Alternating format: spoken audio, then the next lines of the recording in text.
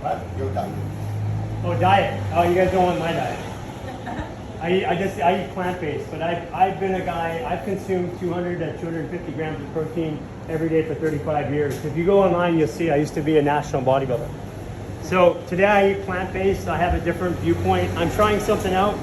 I'm trying to reduce my muscle content so that I have more flexibility and range of motion, right? I couldn't do that a couple years ago. So. Well, you know how there's a lot around about people saying storing like emotions or trauma in your body through injury. Yeah. I think this is like a big one, but different. It hasn't been touched on properly. Like I believe in it, but I just don't have enough information about it. Yeah, so basically, think of your body as a tuning fork that tunes your actions, your brain, your emotions, and your perceptions all at once. It puts them together. So if you've got a problem with the shoulder, it's because you're emotionally carrying the weight from somebody. You're carrying the weight physically, somebody, responsibility. You got a problem with the knees because you didn't feel supported. You can actually, if you want to look at it, Metaphysical Anatomy, that book, Metaphysical Anatomy, is really powerful because it'll tell you what the injury is. And really, I know it's like, no, it's because I was biking and I did this and I fell. But you fell a million other times. Why did it go off that one time? Right? So there's a reason for it. Your body does store emotions. You may have some emotions coming out here in the next 72 hours.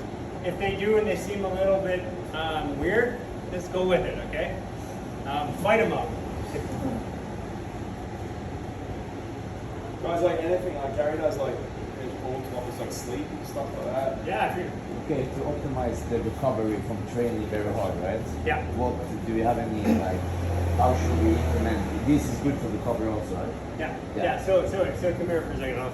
So pull against me. Pull. So what you're doing is you're exerting muscles. When you exert muscles, you're gonna fire adrenaline. Okay. Now, when you do that and you're fighting, you're using muscles. So when you do a fascial maneuver afterwards, you loosen the tension around the muscles. That'll speed your recovery by 3 times.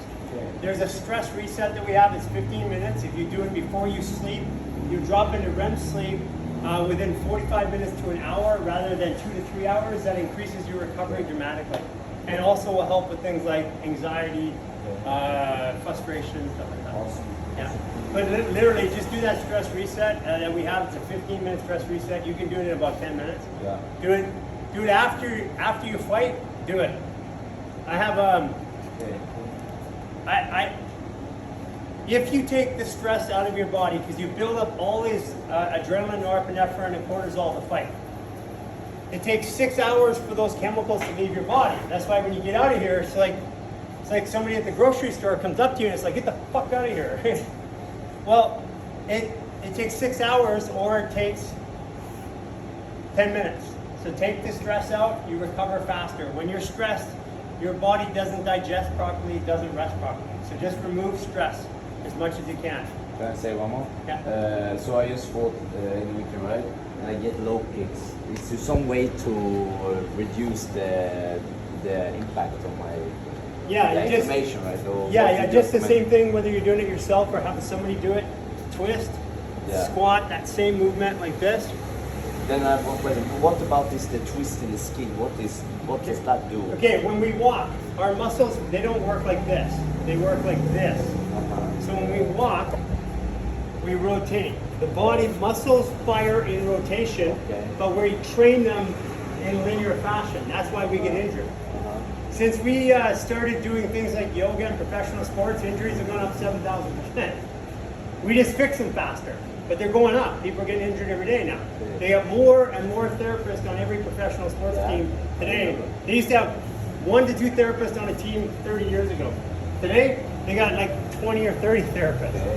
Why is that? Because we're training with weights, we're restricting the joints when we move, we're stretching linear, like linear stretching. The body wants to go like that. Okay. Which is your fighting style. Your fighting style. Yeah, you always like. Yeah, you're always like this. Yeah, So you're saying like static stretching, straight static stretching is not good? Or? Static stretching is why people are injured. Yeah. Oh, I didn't know that. Yeah. Well, I mean, guys, we were implementing this at the Olympic level.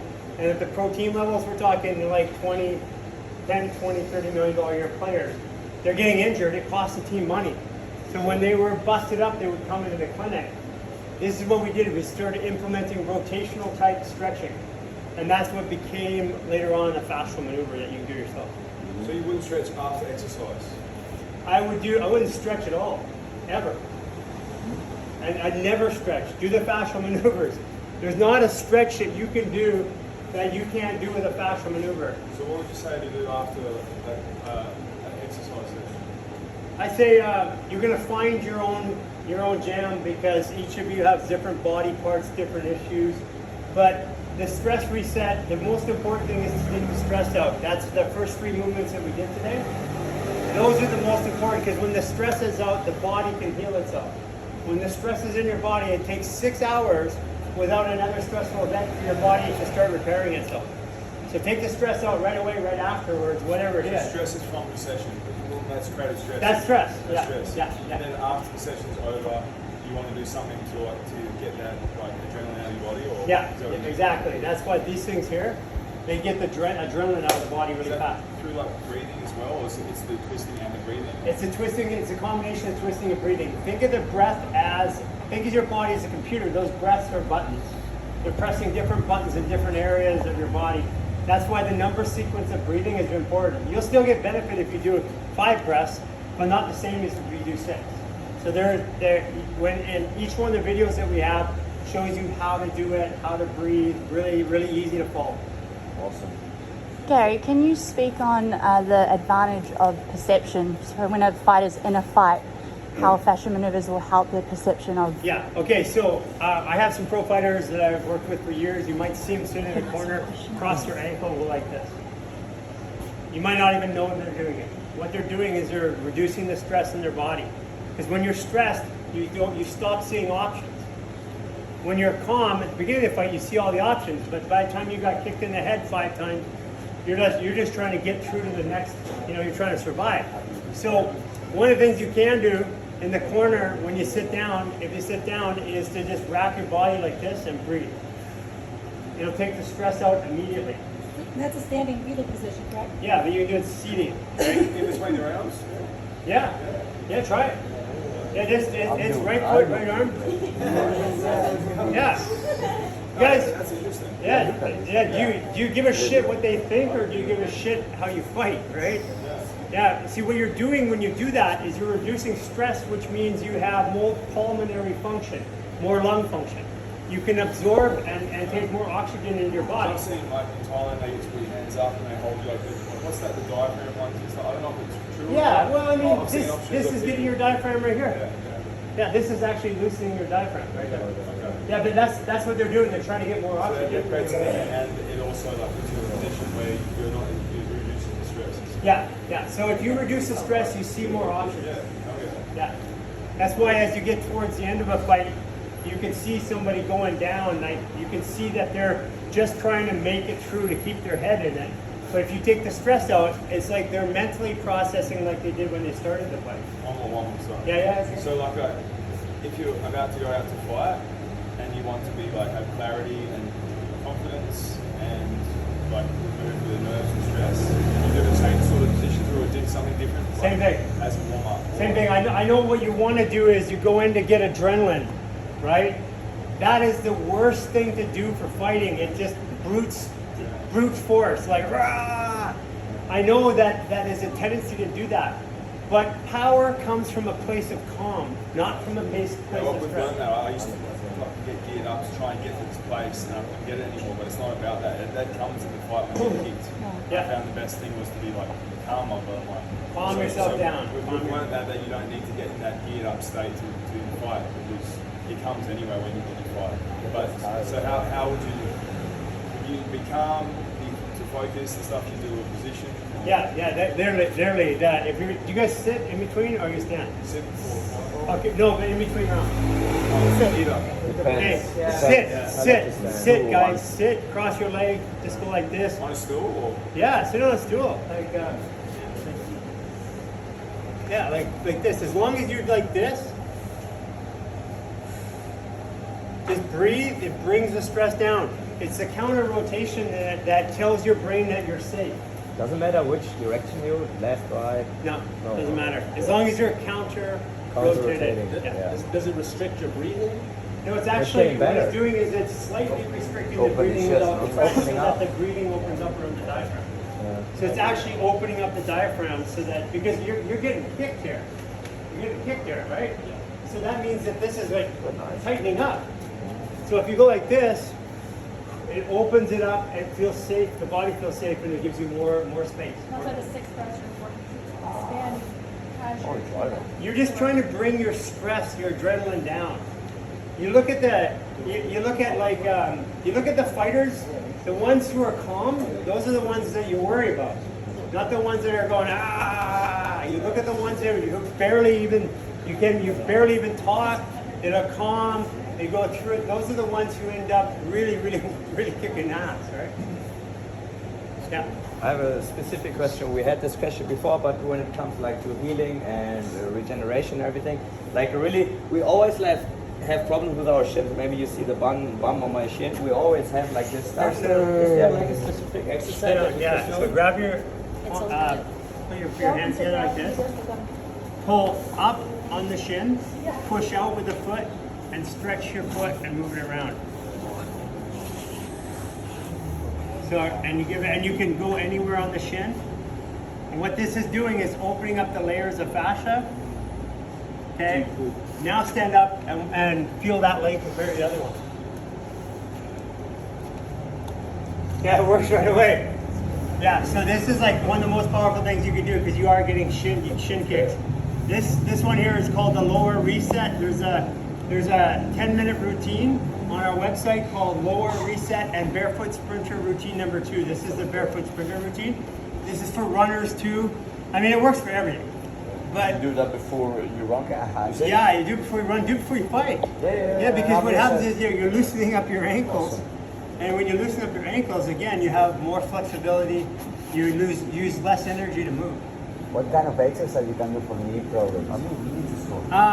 The lower reset on our website will get it, and the barefoot sprinter. The primary one, you guys, there's a lower reset, an upper reset, and a barefoot sprinter routine number 2. It's right on our website on our main page.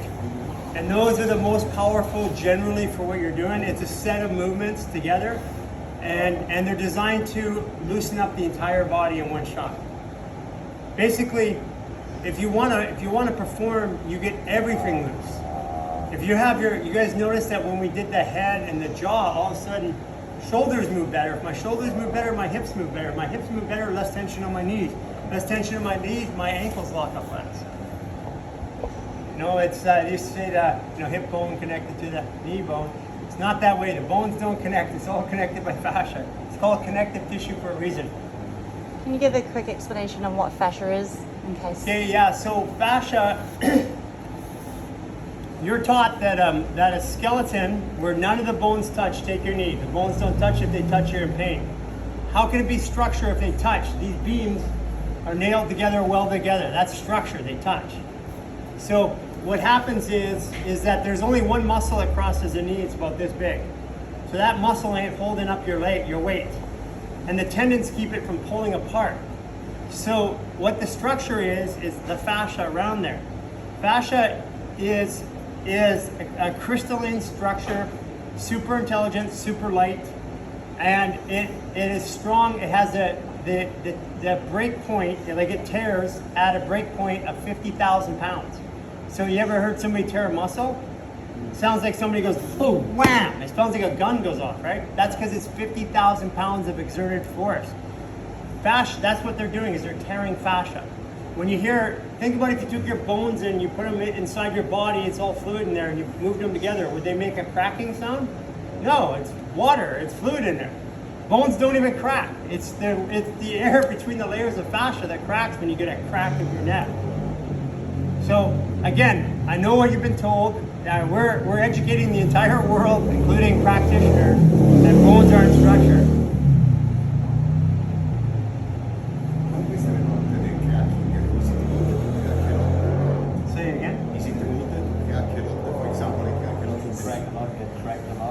you're cracked a lot, you're probably dehydrated. You want to increase your ability to fight? Start taking diatomaceous earth. It's silica.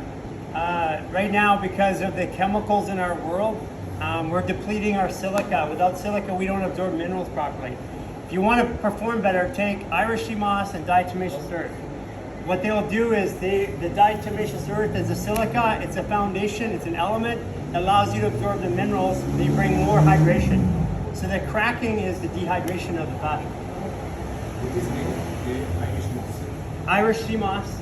And you guys know we have a nutrition guide on our website. You can download it. It explains why these things are happening.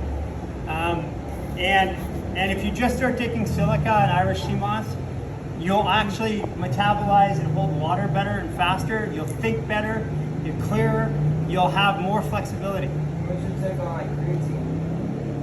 Creatine's good, but reason why you're taking creatine is because you're not getting enough of it already. The reason you're not getting enough of it is too much stress in your body. Take the stress out. Like, take it from a guy who used to take steroids, right? A bodybuilder. Now, this is back in the 80s, just so you guys know. Early 80s. So all of these things there are designed to enhance something, but they didn't exist when I was a bodybuilder. None of these things. Creatine, nitric oxide, pre-workouts, none of that existed. The reason they exist today is because we need them. We just didn't need them back then. You get what I'm saying? The bodies were in better shape. We had less injuries, we performed better. The way we get it is we get our bodies back hydrated. Most people are dehydrated, and the number one cause of dehydration is drinking too much water. Because we drink filtered water. You can't drink the water here, it's demineralized. When water goes over a rock, how does it get minerals? It takes it out of the rock. It even wears the rock down. So if you don't have minerals in your water, then you are the rock. And the water is taking it out of you. So get minerals in your diet. Like, that's why Irish sea moss and diatomaceous earth, those are like superpowers. Go really light on the diatomaceous earth. Again, go to our website. If you have specific questions, you can hit us up on Instagram and we'll answer you. I'll send this to Eddie as well in a Google Drive so you can watch this. I know it's a lot of information, so you can have access. Anything else? I'm sure everyone will have 20 after you've gone. That was really good. How come we never asked for erectile dysfunction? I stopped drinking. No, I'm just joking. But I don't think many people will put their hand up for that one. I'm still drinking. Well, What's the if they had answer? erectile Stress? dysfunction, they'd have to use your hand because nothing else rises.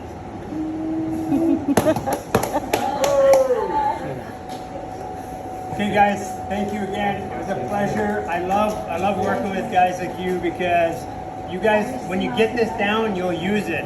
And when you use this, you'll become super athletes. Remember, it's a secret weapon. Everybody will be doing this in 2 years in martial arts. But right now, no one's doing it. Okay? This is your secret weapon right now. So go out and win some fights. Let us know. Give us some feedback. Let us know how it works for you. If you have specific questions, ask them. We'll answer them. Okay? Thank you again. Thanks. Thank you.